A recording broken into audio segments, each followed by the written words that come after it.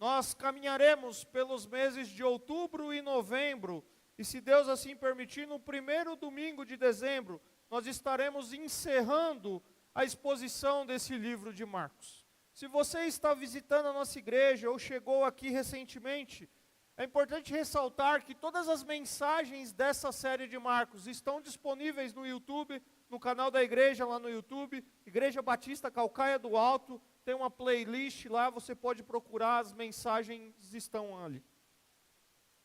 O Evangelho segundo Marcos é um dos primeiros relatos que nós temos da vida de Jesus. A autoria desse Evangelho é atribuída a João Marcos, aquele que em um determinado momento da sua caminhada teve problemas com Paulo, abandonou Paulo e Barnabé durante uma das viagens missionárias, mas que torna o parceiro de Paulo do ministério. E também é um camarada que vai se tornar muito próximo de Pedro, de quem muito possivelmente ouviu os testemunhos sobre o ministério de Jesus. E nós já falamos aqui, depois dessa pausa, é importante ressaltar que nesse livro, o Evangelho segundo Marcos, nós temos, ao pregar, ao expor sobre ele, nós temos alguns objetivos, nós temos alguns propósitos que o próprio livro nos fornece, que o próprio Evangelho nos fornece. Nós queremos, ao estudar e meditar nesse Evangelho, à medida que nós estamos avançando nessas mensagens, nós queremos aprender mais sobre a vida, o ministério, a obra de Jesus, porque nós queremos e precisamos agir como Cristo agiu, nós queremos ter as mesmas atitudes de Jesus, nós queremos ser moldados, transformados por Ele. Nós, como os discípulos de Cristo, devemos seguir os seus passos, servindo com dedicação sacrificial ao nosso Salvador. Nós devemos meditar nas declarações cristológicas que exaltam a pessoa de Cristo. E nesse livro, nesse Evangelho, nós somos desafiados a seguir a Jesus e a estarmos comprometidos com o nosso Senhor. Nós somos desafiados a fundamentar a nossa vida no Evangelho e a exaltar e a glorificar a pessoa de Cristo Jesus. E Marcos, quando ele escreve esse Evangelho, ele deseja produzir nos seus leitores um compromisso de fé com Jesus Cristo, que é o servo de Deus e o sacrifício pela humanidade. E nós estamos, como eu disse, ao longo dessa série, percorrendo os relatos de Marcos acerca da vida de Jesus, e esses relatos nos é apresentado em duas grandes temáticas que nós já dissemos aqui. A primeira é a identidade de Jesus como rei sobre todas as coisas. E nós vimos isso do capítulo 1 ao capítulo 8, Jesus se apresentando, a identidade de Jesus se tornando claro, e Ele como rei, como Messias, como Salvador esperado, mas como rei sobre todas as coisas. E nós vimos que a partir do capítulo 9 até o capítulo 16, que termina aqui o Evangelho, nós vamos começar a ver a missão de Jesus. Qual é a missão de Jesus e qual é o propósito de Jesus morrer na cruz? E nós estamos nesse bloco que está tratando da missão de Jesus e do seu propósito de morrer na cruz. E hoje, com a graça de Deus, nós vamos falar sobre o chamado de Jesus. E o chamado de Jesus é um chamado para serviço e sofrimento.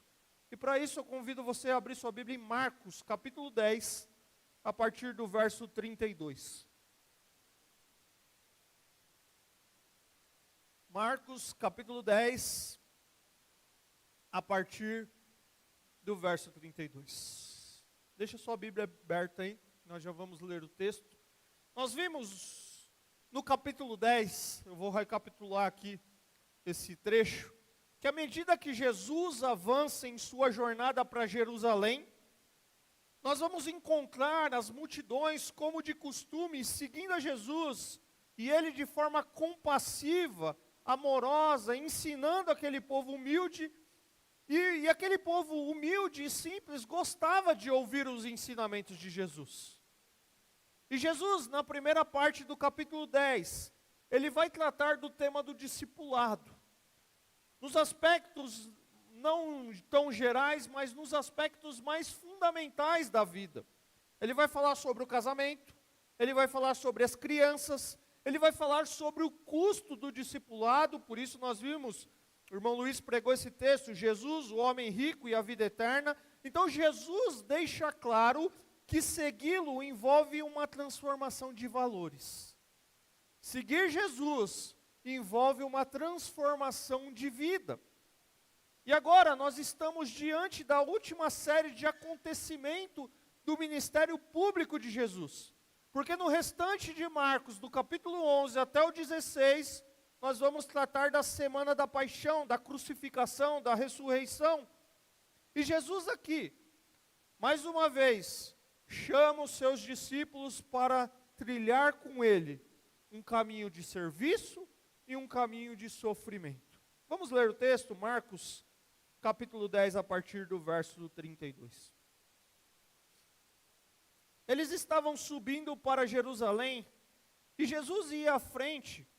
Os discípulos estavam admirados, enquanto os que o seguiam estavam com medo. Novamente, ele chamou à parte os 12, e lhes disse o que haveria de lhe acontecer. Estamos subindo para Jerusalém, e o Filho do Homem será entregue ao chefe dos sacerdotes e aos mestres da lei. Eles o condenarão à morte e o entregarão aos gentios, que zombarão dele, cuspirão nele, o açoitarão e o matarão. 3 dias depois ele ressuscitará. Nisso, Tiago e João, filhos de Zebedeu, aproximaram-se deles e disseram: Mestre, queremos que nos faça o que vamos te pedir. O que vocês querem que eu faça? Perguntou ele. Eles responderam: permitam que na tua glória nos assentemos um à tua direita e outro à tua esquerda. Disse-lhe Jesus: vocês não sabem o que estão pedindo. Podem vocês beber o cálice que eu estou bebendo, ou ser batizado com o batismo com que estou sendo batizado? Podemos, responderam eles. Jesus lhes disse: vocês beberão o cálice que eu estou bebendo, e serão batizados com o batismo com que estou sendo batizado. Mas o assentar-se à minha direita ou à minha esquerda não cabe a mim conceder. Esses lugares pertencem àquele para quem foram preparados. Quando os outros 10 ouviram essas coisas, ficaram indignados com Tiago e João.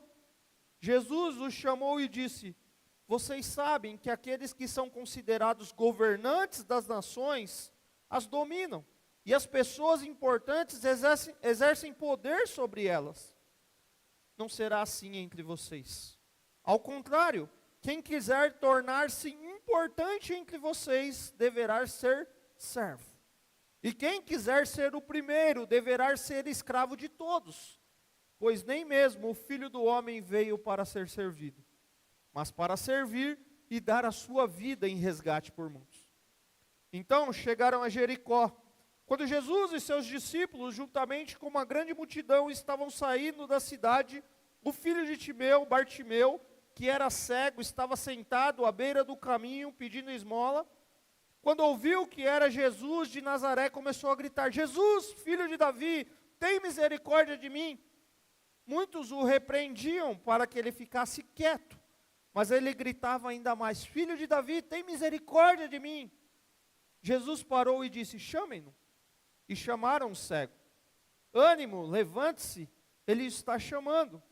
Lançando a sua capa para o lado, deu um salto, pôs-se em pé e dirigiu-se a Jesus. O que você quer que eu faça? Perguntou-lhe Jesus. O cego respondeu: mestre, eu quero ver. Vá, disse Jesus, a sua fé o curou. Imediatamente, ele recuperou a visão e seguiu Jesus pelo caminho. Palavra do Senhor para nós nessa noite. Nós vimos e lemos no verso 32 que eles estão, como eu disse, subindo para Jerusalém. Jerusalém é a cidade santa, local destinado por Deus para Jesus, local que ele seria crucificado. E Jesus, ele ia à frente, talvez definindo, liderando o caminho para aqueles que o estavam seguindo, e ele vai à frente com um senso de urgência. Mas o verso 32 ainda descreve que existia um sentimento de admiração, existia um sentimento de espanto, de preocupação, de medo, Porém, apesar de temerosos, os discípulos o seguem. Agora eu queria que vocês imaginassem comigo, antes da gente começar a entrar no texto aqui, a cabeça daqueles discípulos com base em tudo que nós já vimos até aqui. As perguntas que eles poderiam estar fazendo, que talvez gerassem no coração deles esse sentimento de preocupação e medo. Poxa, se Jesus é de fato o Messias, o Cristo, esse que nós esperávamos e que nós vimos ensinar, expulsar demônios, curar, fazer milagres, acalmar tempestade, multiplicar alimentos, transformar vidas, inserir os rejeitados novamente na comunidade, então por que ele está indo para Jerusalém? E por que ele fala sobre sofrimento e sobre morte? E Marcos vai descrever aqui para nós pela terceira vez, Jesus explicando de forma clara para que os seus discípulos entendessem o que ia acontecer com eles. Mas eles ainda estavam cegos para essa revelação e pensavam talvez no Messias, porque esse é um grande pano de fundo de Marcos. Eles pensavam no Messias como um rei humano, um vencedor que libertaria eles do jugo do Império Romano. E Jesus então diz: nós vamos subir para Jerusalém, ou estamos subindo para Jerusalém. O Filho do Homem vai ser entregue ao chefe dos sacerdotes, aos mestres da lei. Eles o condenarão à morte e o entregarão aos gentios, que zombarão dele, cuspirão nele, o açoitarão e o matarão. 3 dias depois ele ressuscitará. Jesus, se você voltar para o capítulo 8, verso 31, você vai ver Jesus dizendo palavras parecidas com essa. Se você for para o capítulo 9, verso 31 também, você vai ver novamente Jesus falando palavras parecidas com essa. Mas nós vamos perceber que nas duas narrativas, os discípulos não estavam entendendo aquilo que Jesus estava dizendo. Mas Jesus aqui novamente antecipa para os discípulos que Deus entregaria Jesus aos líderes judeus. Ele demonstra para eles que ele tinha consciência do que estava para acontecer. Ele será condenado à morte. Os gentios, os romanos, vão zombar dele, como nós já vimos aqui, vão cuspir nele, o açoitar, mas ele vai ressuscitar. Jesus, ele prediz para aquele povo, para aqueles que estão ouvindo o seu caminho de sofrimento. Ele avisou, ele preparou os seus discípulos para os eventos marcantes que iriam acontecer. O cumprimento da missão que traria salvação para toda a humanidade. Mas se você voltar para o capítulo 9, o verso 31 que eu mencionei, Jesus está falando sobre o seu sofrimento. E logo em seguida, eles vão discutir pelo caminho, como nós já falamos aqui, sobre quem era o maior, sobre quem era o mais importante. E agora Jesus está novamente falando sobre o seu sofrimento, e veja o que nós lemos aqui: Tiago e João, filhos de Zebedeu, aproximam-se dele e disse: mestre, nós queremos que o Senhor faça algo para nós. Quando o Senhor assumiu o seu reinado, talvez essa visão do reino messiânico, você permita que um senta à direita e outro senta à esquerda? Os discípulos, queridos, mais uma vez estão completamente alheios àquilo que Jesus estava falando. Eles estão preocupados com detalhes irrelevantes. Eles estavam mais interessados em suas próprias posições. Eles demonstram uma total ausência de sensibilidade. Imagina, de uma forma muito hipotética aqui, o seu chefe chegando para você e falando assim: eu estou indo fazer um exame, esse exame é muito, não sei como vai ser, é muito detalhado, e depois do exame eu vou fazer uma cirurgia, e você olha para ele e fala assim: permita quando você voltar que você me promova. O que o seu chefe vai pensar de você? Uma total falta de sensibilidade. Ele está te contando uma situação, você pode reivindicar a sua promoção, você pode reivindicar isso, mas talvez não naquele momento. O cara está te contando o que ele está vivendo, o que vai acontecer com ele, uma dor que está atrapalhando o coração dele, uma luta da vida dele. Você vai lá e naquele momento, fora de hora, pede uma promoção. Não é isso que eles estão fazendo nesse sentido, mas o que eles estão falando, Jesus está falando qual é o caminho. Qual é o caminho da cruz? O que vai acontecer? E eles olham e falam assim: Senhor, quando o Senhor assumir esse trono, eu quero ser o primeiro-ministro. Permita que um seja o primeiro-ministro do lado de cá e outro seja o primeiro-ministro do lado de lá. Permita que isso nos aconteça. Porque eles esperavam um reino messiânico, eles queriam uma posição, eles queriam honra, eles queriam autoridade ao lado do trono real, eles queriam ser ministros, eles queriam ser secretários ali do estado do Messias, eles queriam uma função importante, eles queriam um status pessoal. Tiago e João, se você ler o texto paralelo de Mateus, envolve a sua mãe ali nesse pedido, eles chegam diante de Jesus com um pedido egoísta. Eles querem glória, eles buscam holofotes. Enquanto Jesus percorre o caminho da renúncia, eles seguem pela estrada mostrando o seu coração ambicioso. E Jesus, com paciência, ele demonstra nos versos 38 a 40, que eles não sabem o que estão pedindo. Jesus ressalta que o Filho do Homem deve sofrer e morrer, em primeiro lugar, antes de haver ressurreição e glória. Jesus, ele está indo para a cruz. Jesus não está indo para um trono. Jesus cruzaria o caminho do sofrimento. O cálice que ele vai beber é uma alusão ao sofrimento. E o batismo aqui também é uma alusão ao sofrimento, uma metáfora, uma figura de linguagem ao sofrimento de Jesus. O emprego dessas duas palavras, cálice e batismo, Jesus diz: eu vou sofrer. E Jesus esclarece que ele vai receber sobre si voluntariamente o juízo de Deus no lugar dos culpados.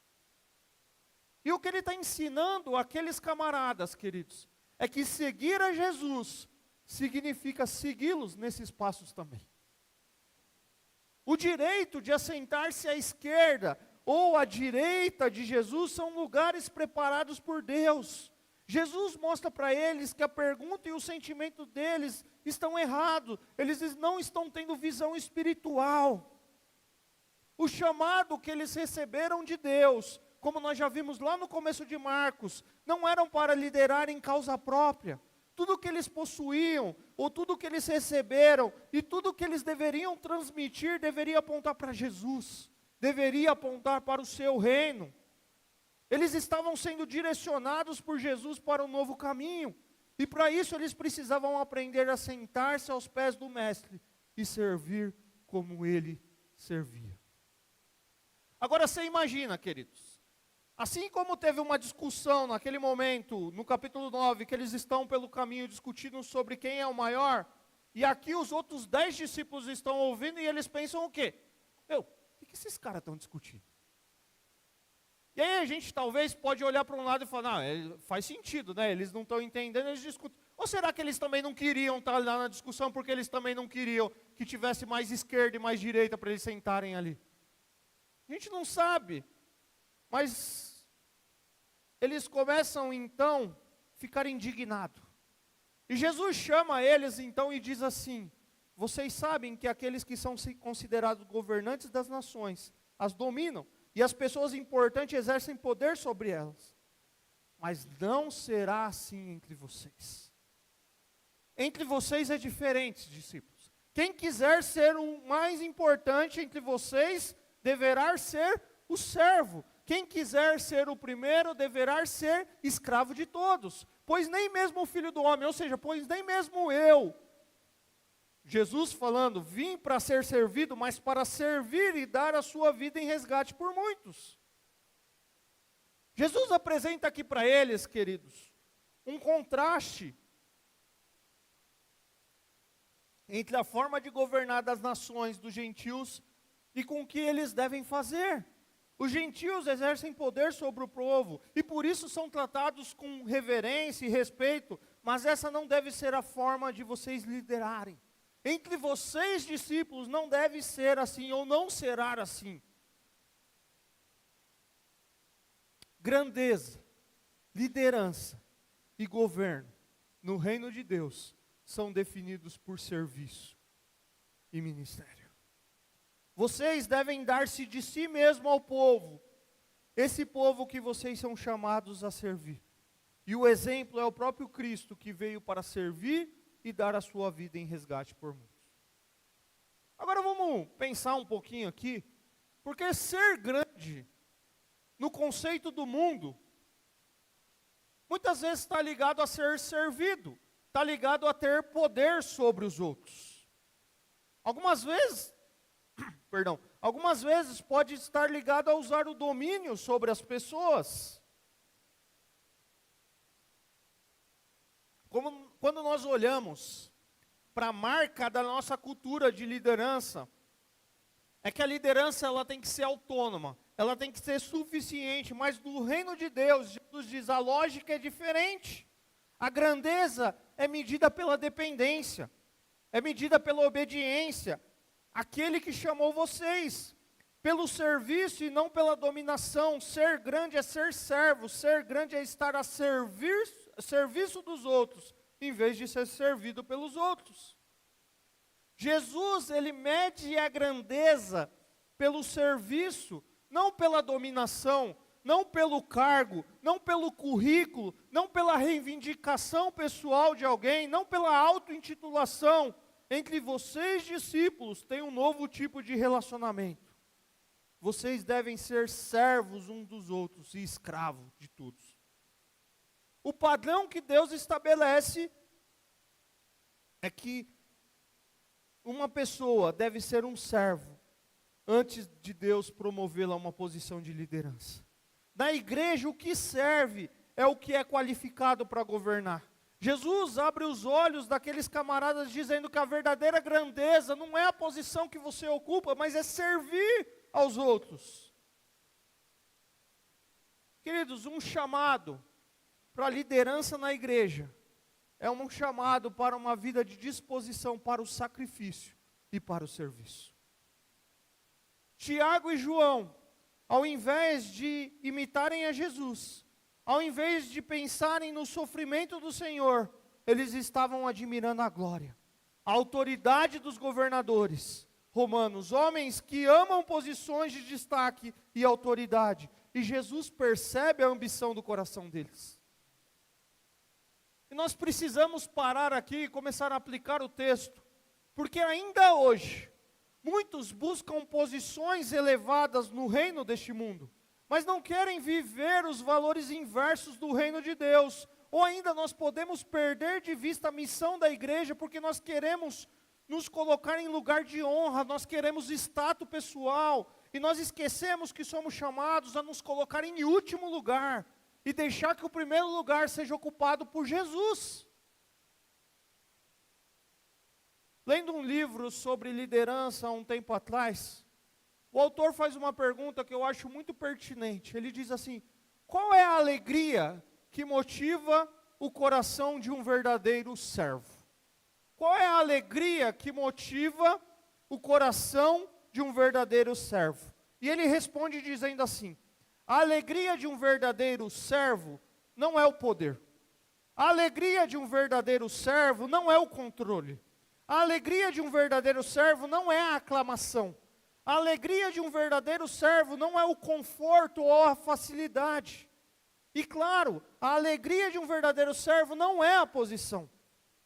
O que alegra um servo em ser um servo é o serviço. Ou seja, qual é a alegria de um verdadeiro servo? O serviço. Que serviço nós vamos falar aqui? E esse serviço não deve ser utilizado como barganha para se conquistar poder. O caminho para a grandeza no reino de Deus não é poder e posição. O caminho para a grandeza é o serviço. E a pergunta é: qual serviço? Qualquer um. Qualquer um. Conforme a necessidade do reino. Conforme a necessidade da igreja local. Mas também aquele no qual Jesus te capacitou. Aquele no qual Jesus te deu dom e que a igreja reconhece através dos seus pastores e líderes. Porque todo líder ministerial carrega a identidade de servo. E se ele começar a pensar diferente disso, ele abandonou o verdadeiro caráter da sua vocação, do seu chamado. Quando a real motivação de um líder é servir para que Deus seja glorificado, tal líder não lidera, ele se anula para que a graça do verdadeiro e maior de todos os líderes, Jesus Cristo, resplandeça. Eu já citei aqui Paul Triple, quando ele diz assim, o pecado é fundamentalmente ateu e antissocial, porque o meu foco fica reduzido apenas a mim mesmo. Ele me cega tanto para Deus como para os outros. O DNA do pecado é o egoísmo. Porque pecado é desejar tudo do meu modo, como eu quero e no meu tempo, na nossa própria maneira egoísta. Mas viver o evangelho neste mundo em relacionamento com Cristo e seguindo as Escrituras é contracultural, queridos. É difícil de vivenciar, mas foi isso que Jesus estabeleceu. Quer ver? Eu vou dar um exemplo para os irmãos, e não é uma crítica, mas um exemplo de uma percepção muito clara. Nós tivemos o retiro dos jovens e da juventude a semana passada. E o tema de uma festa do sábado à noite, do jantar do sábado à noite, era tem na Bíblia. Não era um personagem bíblico, era tem na Bíblia. Então podia ser qualquer coisa que tem na Bíblia. Eu não vi nenhum José sendo vendido pelos irmãos. Eu vi a roupa de José quando ele estava no trono. Eu não vi nenhum apedrejado. Eu vi todos eles vestidos na grandeza. Eu vi a Esther. Eu vi Daniel. Eu vi José. Eu vi Davi, com a coroa do Burger King, né, Davi? Cadê o Davi? O Davi contemporâneo. Eu vi Davi, o Davi do Saulo, o Davi, depois que venceu, que estava no poder. Todos eles, queridos, colocaram os personagens com base na sua grandeza. Porque isso é natural do coração do homem. A gente admira os personagens pela sua grandeza. Mas José, antes de ser o José do Egito, quem foi José, queridos? Estão entendendo? Daniel, antes de ser o Daniel que nós conhecemos, o que venceu a cova dos leões, ou que foi colocado em posições de honra, quem foi Daniel? A coragem do Daniel. A gente exalta a posição, mas a gente não quer trilhar o mesmo caminho que aqueles camaradas. Eu não vi nenhum João Batista, eu não vi nenhum Jesus crucificado, porque isso não está no nosso coração. E como eu disse, não é uma crítica, mas é uma ideia de como o nosso coração olha para a grandeza. E Jesus olha aqui e fala, para com isso, porque o grande no reino serve, onde precisa. Está certo que onde precisa a gente não tem vocação para tudo, e às vezes a gente vai tapar buraco, porque a gente tem vocação para algumas coisas, mas ele serve com prazer, porque o prazer do servo é servir. E Jesus olha para aqueles camaradas e fala, é esse o caminho.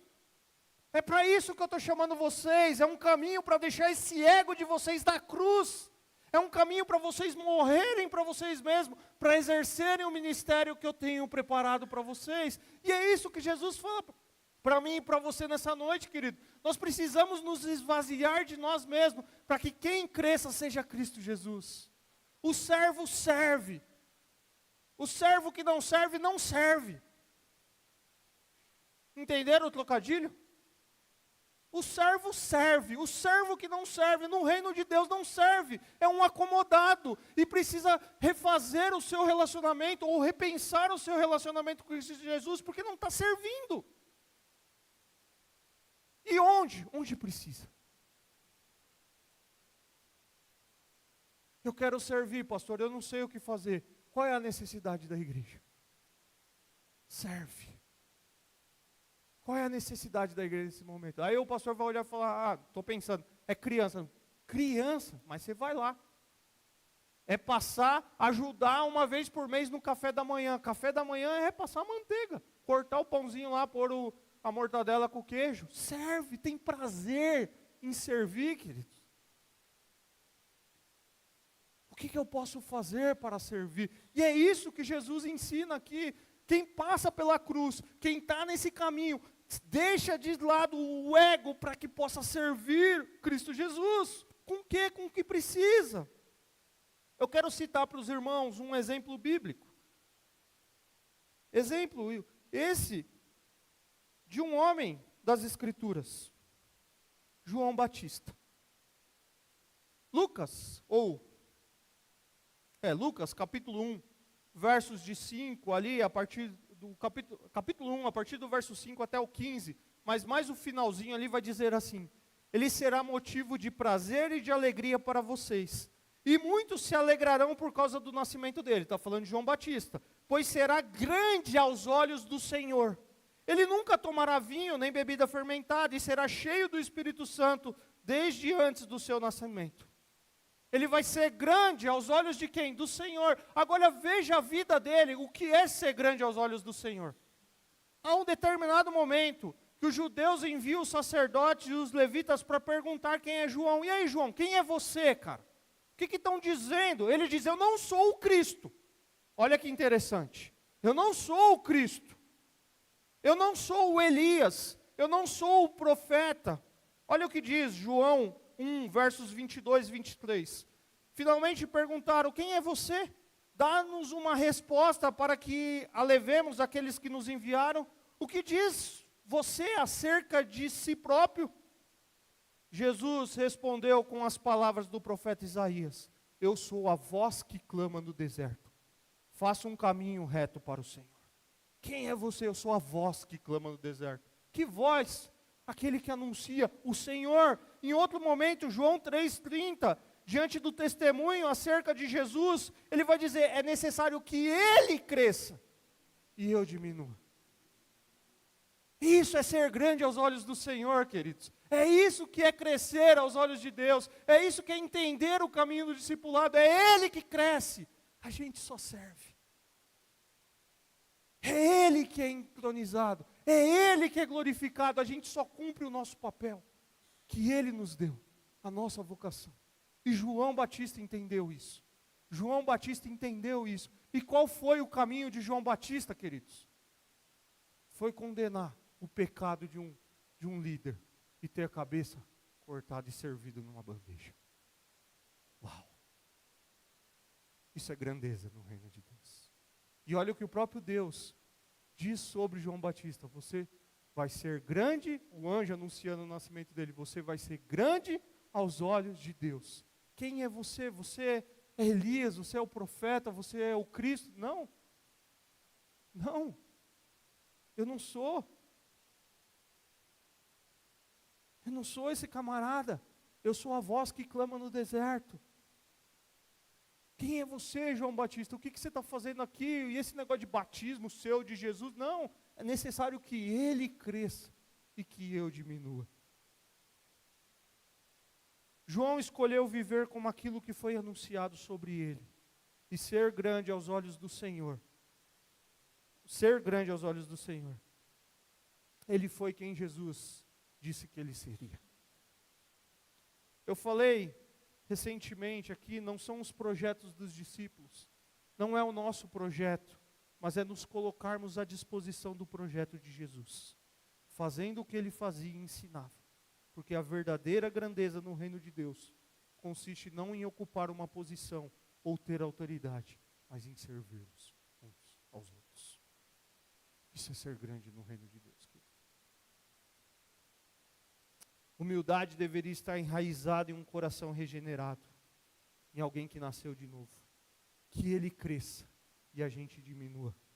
O desejo do cristão deve ser dar em vez de receber, servir aos outros em vez de ser servido. Nós servimos e nós deixamos a grandeza nas mãos do nosso Deus. Porque no reino de Deus, o único caminho para a grandeza exige postura de servo.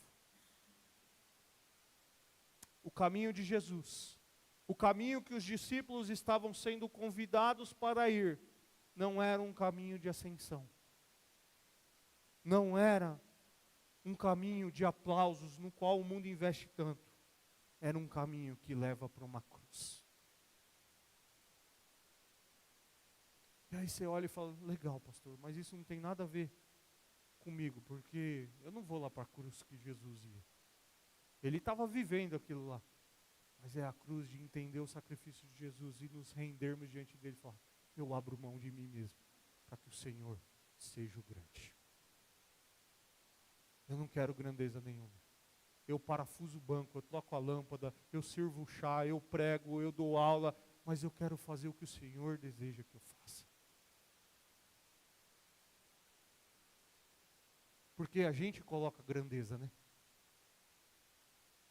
A gente mede o serviço por grandeza. Mas não é assim que Jesus olha. Ele olha para o coração. Não importa se você está ministrando lá embaixo para as crianças. Não importa se você está ali na porta, ajudando aqueles que chegam na igreja. O que Jesus olha, ou está aqui na frente pregando, o que Jesus olha é o nosso coração. É o nosso desejo de servir. A palavra de Deus nos diz que a igreja é dele. É ele quem escolhe e direciona os trabalhadores. A igreja não é propriedade nossa.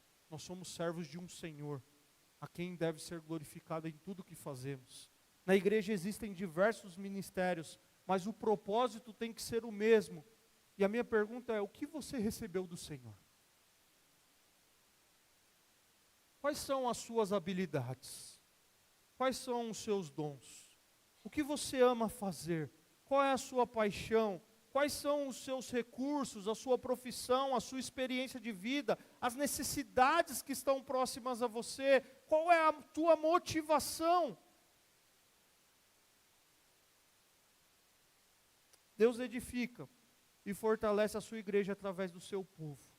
Jesus viveu, morreu e ressuscitou para que nós não vivêssemos para nós mesmos, mas para Ele e para a sua glória. O que Ele nos convida nessa noite, queridos, é para participar da sua obra com Ele. Nós somos os seus cooperadores, mas é Ele que está no comando. Não sou eu e nem você, é Ele. Nós precisamos estar simplesmente seguindo a jornada, mas é Ele quem está na direção. Que tipo de servos nós temos sido? Quais as posições que nós temos buscado? Como está o nosso coração diante desse Deus?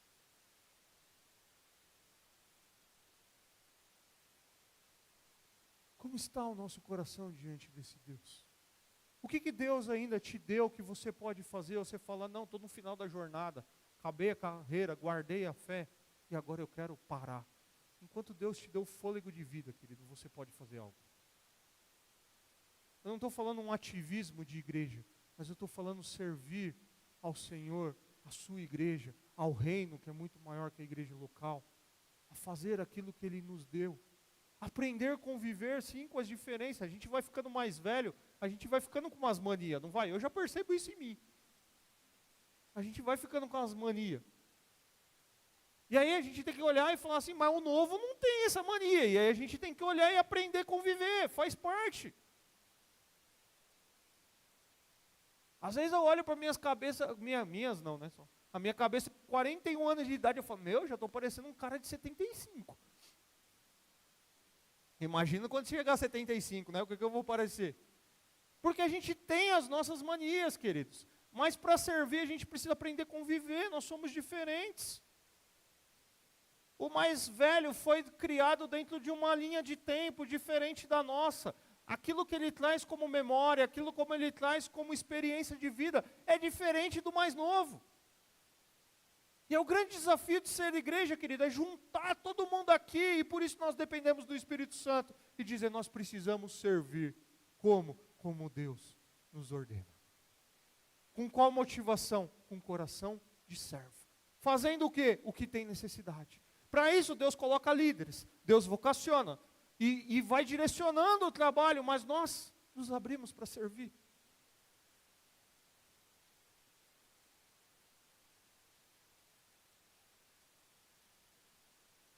Eu me lembro da minha infância, que já faz um tempinho, como eu disse, que ficou lá para trás. E eu me lembro que uma das coisas que nós fazíamos como jovens era lavar a igreja. A gente se reunia de sábado de manhã, Era um encontro dos jovens, sábado de manhã, as senhoras, era uma igreja de mais mulheres, as mulheres não aguentavam mais arrastar aquele banco pesado, lembra dos bancos de antigamente, não lembra? Aquilo batia no dedinho do pé, doía, né? Aí nós jovens conversamos, vamos fazer. E aí não era toda semana, mas acho que cada 15 dias, alguma coisa, depois a igreja contratou alguém e tal, mas éramos nós que fazíamos. Mas como era gostoso aquilo, queridos. Porque não importava se alguém mexia no projetor à noite, se alguém cantava no louvor, se alguém pregava, se alguém ia dar uma aula na IBD, no sábado eram os jovens lavando a igreja. Passando sabão, arrastando o banco, esfregando, secando. Eram os jovens lavando a igreja. E como era bom aquilo, como aquilo edificava a nossa vida, porque ali a gente combinava o rolê da noite. E rolê de crente é diferente, não é? Era o cinema. Era o filme na casa de alguém. Eu brinco que eu ronquei na casa da Daísa antes de namorar com a Daísa, porque a gente foi assistir um filme uma vez lá, eu estudava, eu tinha ficado o dia inteiro, ela já conheceu eu roncando, porque eu dormi no horário do filme, tinha uma galera toda ali, mas como era gostoso isso, querido. Serviço. No domingo estava cada um no seu papel na igreja, um tocando, outro pregando, outro cantando, outro recolhendo as ofertas, enfim, cada um no seu papel. Mas o que a gente queria no sábado era servir. É isso que tem que mexer com os nossos corações. Que posição que a gente tinha, quanto a gente ganhava por isso? Nada. Era o prazer de servir. Eu ganhei uma namorada, que aí cresceu uma amizade, depois se tornou um namoro, muito tempo depois, e virou um casamento. Mas era gostoso demais, queridos. Ali a gente combinava o culto dos jovens à noite, porque a gente tinha prazer em servir. Eu vejo uma igreja hoje, não é a nossa em particular, mas uma igreja geral hoje, que a gente quase tem que implorar para um coração de servo. Você quase tem que implorar para alguém fazer alguma coisa. Você quase tem que falar, querido, deixa eu pregar para você aqui o que Jesus falou, e aí você faz um apelo, você me ajuda? Porque perdeu-se essa disposição em servir. Por qual prazer em servir? Em que lugar? Naquilo que precisa. Em alguns lugares nós não vamos ser bons. Não vai ter jeito. Se colocar a mão ali vai dar ruim. Eu brinquei com os meninos lá atrás, a gente está falando alguma coisa. Eu no culto eu fico olhando várias vezes para ver se o meu microfone está desligado. Porque se eu cantar na hora da música, deu ruim. Não foi a vocação que Deus me deu, mas já cantei no louvor lá atrás, não aqui. Em outra igreja tinha necessidade. Mas graças a Deus surgiu novas pessoas e saí dessa posição. Porque o prazer tem que ser em servir, queridos. Mas o texto continua, e eu vou ser breve aqui, porque agora nós temos a história da cura do cego Bartimeu. Que eu quero fazer um contraponto com esses versos que nós lemos. Jesus chega com seus discípulos a Jericó, um acesso para Jerusalém. E lembra que eles estão no caminho para Jerusalém, onde Jesus vai ser crucificado. E ali tinha um homem, Bartimeu, que estava sentado e mendigando à beira da estrada, e ele começa a gritar e chamar a atenção de Jesus, e nós precisamos nos lembrar que a fama de Jesus, a essa altura, já é grande. E muitos mandam ele ficar quieto, mas ele gritava ainda mais, filho de Davi, tem misericórdia de mim. E Jesus mandou chamá-lo, ele joga o seu manto para o lado, e ele vai até Jesus, e Jesus dá a Bartimeu, olha o que Jesus faz, Jesus dá a Bartimeu a oportunidade de ele expressar o seu desejo. E ele diz assim, o que você quer que eu lhe faça? Pergunta Jesus para ele. E ele responde para Jesus, mestre, eu quero ver. Aquele homem tem certeza que Jesus poderia restaurar a sua visão. E olha o que Jesus faz. E Jesus diz, vai, a sua fé te curou. Imediatamente ele recupera a visão. E como termina o texto, esse é o contraponto. Imediatamente ele recuperou a visão, verso 52. E seguiu a Jesus pelo caminho. Em qual posição? Nenhuma. Seguindo Jesus pelo caminho. Seguindo Jesus como parte daquela multidão que passou a seguir Jesus. Bartimeu compreendeu que Jesus tinha poder e autoridade para dar-lhe visão. E esse foi o último milagre de cura registrado aqui por Marcos. Nele Jesus demonstra seu amor, sua misericórdia, sua graça. Bartimeu, ele ultrapassa todos os obstáculos para se achegar ao único que poderia ajudá-lo. ele suplica pela misericórdia de Deus. Ele não fala, eu quero sentar à direita, eu quero sentar à direita, à esquerda. Ele fala assim, tem misericórdia de mim. E ele é curado. E expressa a sua adoração e gratidão seguindo a Jesus. Ele se entrega inteiramente ao cuidado de Jesus. Ele entendeu o caminho da grandeza no reino de Deus, queridos. Esse é o caminho de ser grande no reino de Deus. É se entregar totalmente a Ele. Jesus sempre se preocupou profundamente com as pessoas. E Jesus demonstrava amor ao ser humano, expressando empatia e misericórdia para com as multidões. E Bartimeu aqui recebe uma nova vida em Cristo. Ele foi salvo por Cristo, ele foi curado por Cristo, e agora ele estava sendo conduzido por Cristo, seguindo a Jesus pelo caminho. E Jesus, ele pode fazer o mesmo por mim e por você nessa noite. Ele nos convida. E o que a gente tem que pedir para Jesus não é, eu quero sentar à direita, eu quero sentar à esquerda, eu quero sentar na janelinha do caminho. Não, Jesus, tem misericórdia de mim. Tem misericórdia de mim, porque talvez você não é cego como Bartimeu, mas talvez você chegou aqui nessa noite cheio de lutas e dores, e a sua oração não tem que ser prepotente, tem que ser, Jesus, tem misericórdia de mim. E ao entender o amor, ao entender o perdão, ao entender a graça dele, você passa a segui-lo, porque você recebeu o amor, a misericórdia e a graça. Eu quero caminhar para a conclusão, perguntando para mim e para você, se nós estamos vivendo para nós mesmos, ou se estamos nos rendendo inteiramente a Cristo. Estamos em último lugar, o nosso eu, o nosso ego, para que Jesus ocupe o primeiro lugar? O objetivo da sua vida é seguir Jesus como seu Senhor, ou é viver para si mesmo? Como está o nosso coração? Está como o dos discípulos, cheio de medo, de orgulho, de sede de poder, de vanglória? Esses são os motivos que geram desentendimentos, que geram falta de paz no mundo, que geram inimizade entre pessoas. Ou o nosso coração está sendo transformado pela graça de Deus, dia após dia? Essa é a pergunta para nós, queridos. Como está o nosso coração? Tem um autor, Robert Clinton, ele tem um livro, Etapas na Vida de um Líder.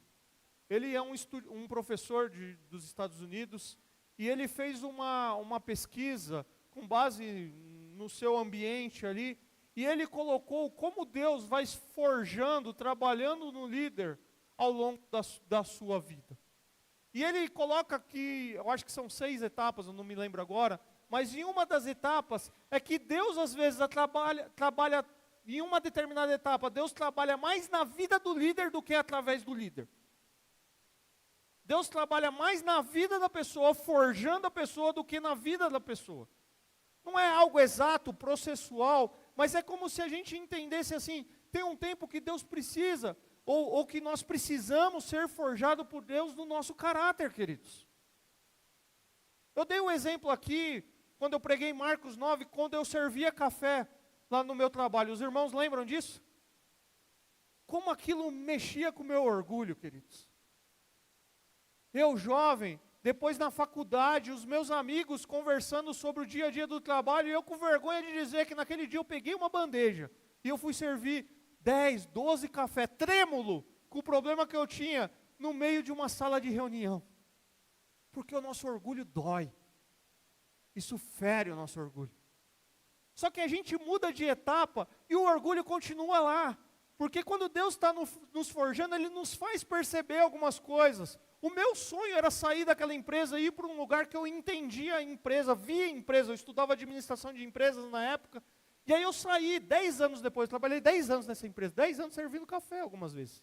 Não era a minha função, mas muitas vezes a secretária dava um foge ali, era eu que ia servir o café. Mas 10 anos depois, já casado, eu fui para uma outra empresa. E essa empresa era um caos. Porque era um caos o seguinte, a gente trabalhava com venda por catálogo. Sabe essas vendas que as mulheres se reúnem e vendem potinho, eu não vou falar os nomes da empresa aqui, mas vende potinho, vende garrafinha, essas coisas. Era produtos de utilidade para casa. E tinha as revistinhas, e a minha área era o quê? Era a área de TI e faturamento, era duas áreas. Por que TI? Porque a gente pegava tudo aquilo que as mulheres imputavam numa intranet, muito didático para a mulher ali fazer, né? Mulher porque a maioria era mulheres mesmo. Elas imputavam ali, e aí isso vinha numa linguagem, eu entrava no site, através de um TXT, nem lembro os nomes exatos, e importava isso para o sistema. E aí a partir do sistema eu começava a trabalhar. Romaneio, picking list para o pessoal separar. Então eu estava numa área que os caras dependiam de mim. Então eu fazia o picking list, romaneio e começava a separar. E a partir disso eu emitia nota fiscal. E aí com isso podia mandar o produto. E aí no final do dia eu gerava um relatório para venda, só que aí começava o problema. Qual era o problema? A vendedora falava assim, mas eu vendi tanto e prometia que eu ia ganhar um liquidificador. E por que eu não ganhei? Agora você imagina 1, 2, 3, 4, 5. Chegava uma hora e não tinha um canal de comunicação e aquilo vinha para mim. Bruno, vê por que ela não ganhou. Qual era a regra parametrizada? Qual era não sei o quê? E eu falei, não dou conta. Cheguei para o meu chefe, o chefe era lá no México, eu falei, não dou conta, não dá. Como que eu respondo esses monte de e-mail aqui? Nem se eu fizer só isso eu dou conta. Aí contrataram uma pessoa. Aí eu fiz um treinamento.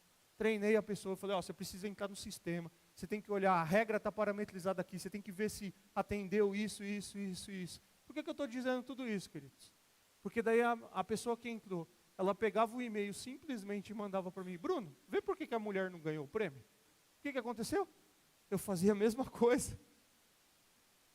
Isso me deixava doido, queridos. Isso me deixava doido, porque eu me sentia injustiçado. E de uma certa forma eu não ganhava para aquilo e me sentia mesmo. Eu não estava fazendo o trabalho dela. E eu me sentia injustiçado. Mas ao longo da vida a gente vai aprendendo que Deus está trabalhando no nosso coração. Porque aquela menina ficou um tempo na empresa, ela saiu, foi para outra, era eu que continuava olhando as regras e fazendo alguma coisa. E em 5 meses na empresa eu fui promovido. Por quê? Porque viram os meus esforços ali. E o que eu estou dizendo com isso? Se você fizer certo, você vai ser promovido? Não. Estou dizendo com isso que o nosso coração, nessas situações, é mostrado o nosso orgulho. Eu não quero responder esse e-mail. Ela ganha para isso. Isso não é função minha. Para que eu vou ficar respondendo esse e-mail? Para que eu vou fazer isso? E aí a gente vai trazendo e vai carregando isso na nossa vida. E ali ainda nada mais mostra do que o orgulho do nosso coração. Porque o que eu estava percebendo ali, como era no café, como é em outros momentos, se eu citar de exemplo aqui, em outras áreas da vida, é o orgulho do nosso coração, queridos. Porque a gente quer poder, a gente quer aprender a função para falar, faz você. O meu trabalho aqui é fazer isso. É isso que o coração do homem diz. A gente quer ser o personagem bonito da festa. A gente quer se vestir de José do Egito. A gente quer ser Daniel depois que foi liberto da cova dos leões. A gente não quer ser João Batista. A gente não quer ser esses que sofreram pelo caminho, mas os grandes sofreram. Como está o nosso coração? O coração de alguém que foi salvo por Cristo Jesus não é mais controlado pela natureza pecaminosa. Não é mais controlado pelo orgulho. Ganhou uma nova natureza.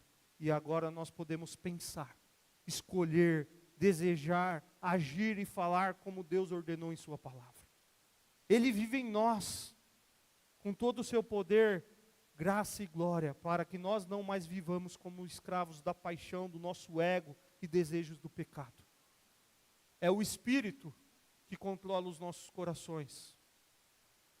Por isso nós podemos dizer não ao pecado, não ao orgulho, não ao ego e caminhar para outra direção. Queridos, seguir a Jesus implica rendição a Deus. Implica um caminho de morte. Implica experimentar a verdadeira vida. Implica matar o nosso eu. Para ganhar o eu dele agora dentro de nós. Talvez nós estamos aqui em diferentes grupos, com momentos diferentes de vidas, mas a questão para nós é: qual é o eu que você precisa matar nessa noite? Qual é aquilo que você precisa deixar diante da cruz de Cristo e falar: não posso viver dessa forma, eu não posso continuar vivendo assim, eu preciso morrer para mim, eu preciso viver para Deus, eu preciso de um caminho de volta para casa, em relacionamento para com Deus, porque Deus está chamando, continua chamando um povo para si, amoldando esse povo à sua imagem, preparando esse povo para a eternidade com Ele. E a minha pergunta para você, querido, para finalizar, é: você já rendeu seu coração a Cristo Jesus?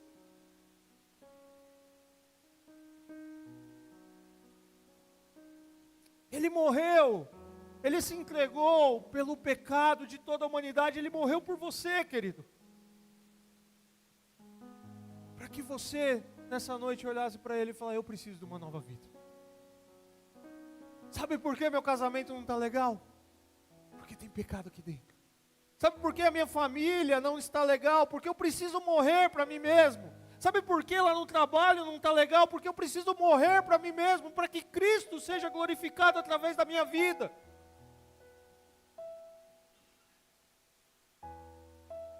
Sabe por que na igreja muitas vezes não está legal? Porque eu preciso, nesse processo de transformação, ser amoldado por Cristo Jesus e morrer para mim mesmo, para que Ele seja glorificado, para que a glória seja dEle, para que o aplauso seja para Ele, para que o nome grande seja o dEle. É esse o caminho de um discípulo de Jesus. Você quer ser grande aos olhos de Deus, como era João Batista? É necessário que ele cresça e eu diminua. É necessário que ele seja exaltado e eu cumpra o meu papel de anunciar para pecadores que são pecadores, como João fez, e ter a minha cabeça numa bandeja. Quem queria isso?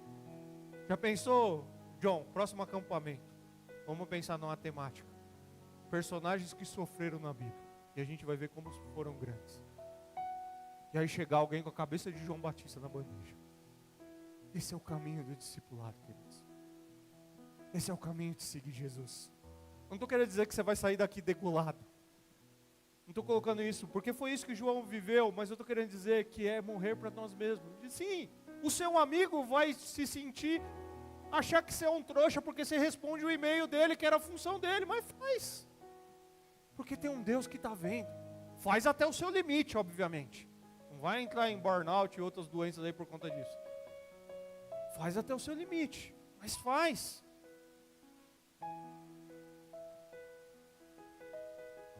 Porque o mundo diz: ah não, você é bobo, você vai fazer. Não, eu faço. Porque eu quero que alguém veja as minhas atitudes, eu fazer através de alguém para que Ele seja glorificado. E isso começa quando Deus está moldando o nosso coração, lá em casa. Lá na vizinhança, naquele cara que para o carro na frente da sua casa todo dia e você fica bravo. E tantas outras esferas da vida. Que o que Deus está fazendo é forjando o nosso coração, o nosso caráter. E para isso, repito, o nosso eu precisa morrer. Eu quero convidar você a ficar em pé. Eu quero orar com você antes da gente cantar.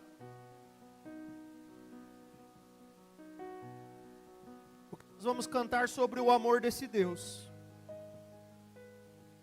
Um amor tão grande que morreu, que se entregou por nós e que nossa alma precisa cantar diante dele, para que ele cresça e a gente diminua. Pai, louvado seja o seu nome, Pai. Como o nosso coração, nesse mundo caído, é orgulhoso. Como o nosso coração, nesse mundo caído, tende a ser soberbo. Tenta criar uma narrativa para ganhar glória para si mesmo. Porque esse é o reflexo do mundo em que nós vivemos, nas mais diversas esferas, inclusive dentro da igreja, infelizmente.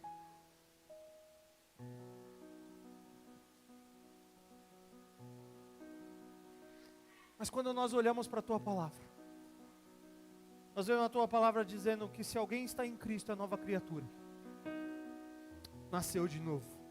Então esse ego, esse eu, esse sentimento de que ser grande precisa ficar em segundo lugar para que o Senhor cresça.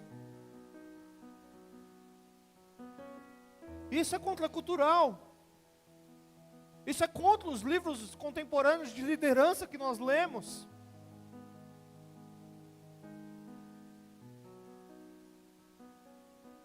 Nós queremos os personagens que triunfaram. Mas Hebreus capítulo 11 vai dizer o porquê eles triunfaram. Foram porque foram homens de fé no Senhor. Homens que deixaram seu eu de lado, para que Cristo reinasse. Pai, talvez aqui nessa noite tem pessoas que precisam se render a Cristo Jesus. Reconhecer que são pecadores, que estão afastados do Senhor, e que muita da bagunça da sua casa, do seu trabalho, da sua vizinhança, da sua vida social, é porque ele não tem do Senhor lá dentro. E precisam reconhecer diante do Senhor que são um pecador, e como Bartimeu dizer: Senhor, tem misericórdia de mim.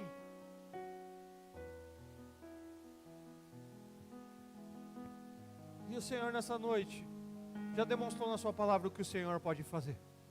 O Senhor pode curar. O Senhor pode transformar. O Senhor pode fazer tudo novo. Perdoa os nossos pecados, ó Pai.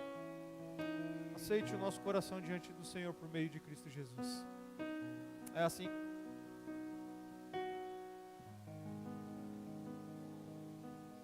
Servo sofredor, a luz do mundo, promessa viva que se cumpriu, palavra que nos leva das trevas à luz, a escuridão não venceu.